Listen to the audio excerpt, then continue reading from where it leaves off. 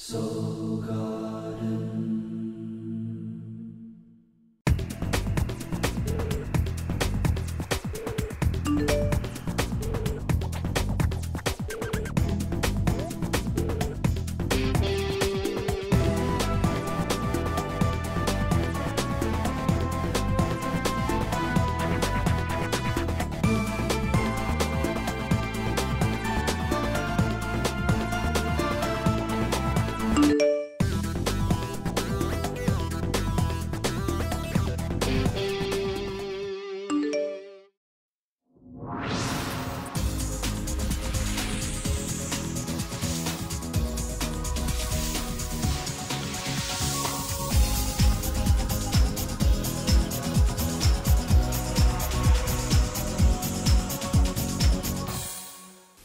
Hello, Ambassador Gemini. Welcome back to Soul Horoscopes Weekly Edition. I'm your host of the universe, Christopher Witecki.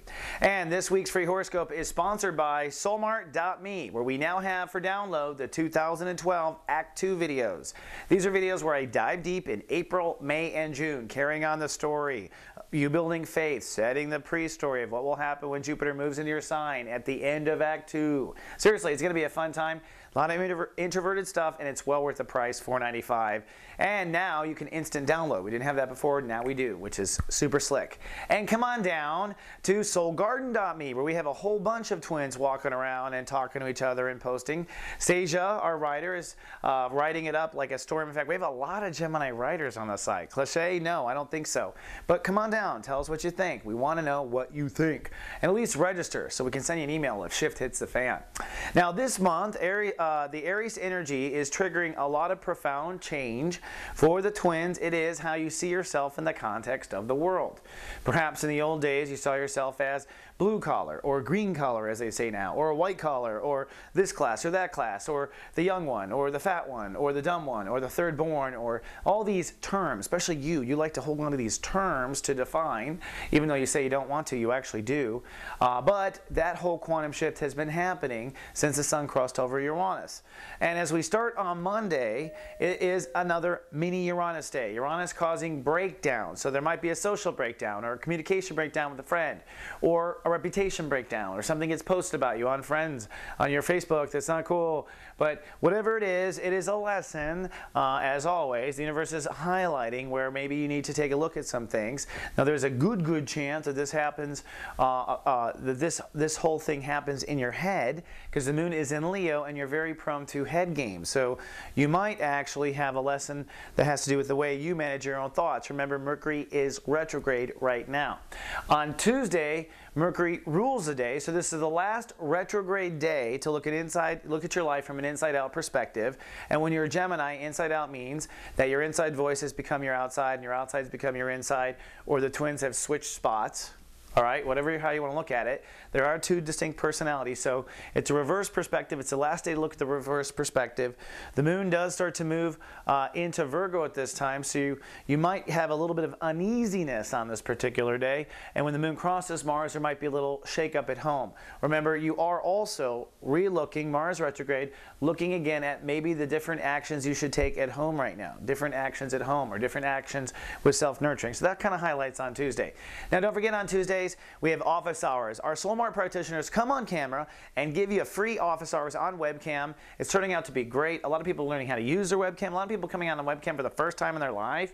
So it's kind of cool to actually see the faces of Soul Garden. Come on out, show yours, come in the chat room, chat it up with us, and experience the magic. It's at 11 a.m. on Tuesdays and Thursdays, actually, but I say it now in the horoscope. Then on Wednesday, things sort of return to normal. First of all, Mercury is direct, so you get to do that final back to square one in the way you normally think. Your mind is starting to operate, thank goddess, back to the way it usually does. So that's good. At the same time, Venus rules today, so you're restoring balance and order in your social life or with friends or whatever the hiccup was on Monday. This is quite interesting. Venus, the planet of receiving, has now gone to your sign, Gemini. So Geminis are going to be receiving, especially compliments and ego upgrades, okay? But these red lines show that there are fears. There are fears. For one, you're afraid of ego upgrading based on your career ambitions. balance. So maybe this is like an actress afraid to dye her hair or his hair a different color. It could be that shallow, because we're talking about ego upgrades and fears of how it'll affect your career. Also, we're talking about feeling balanced and feeling grounded at home, and fears between being who you are and disrupting issues at home. But adding even more fuel to this fire is the moon is starting to get full, and it's starting to really want and insist that you nurture yourself. So if you haven't taken care of yourself by Wednesday, you'll need to. Play back your video. Then on Thursday, things get cloudy again. That's because the day is ruled by Neptune. So we log into our higher self. We become logged into our higher self. You get super intuitive about career on Thursday. So this might be the day to release that fear between being who you want to be and what that means for your career. At the same time, you are still working out these fears, but the moon shifts into Libra and begins to shift into your inner child, and now really begins to become full.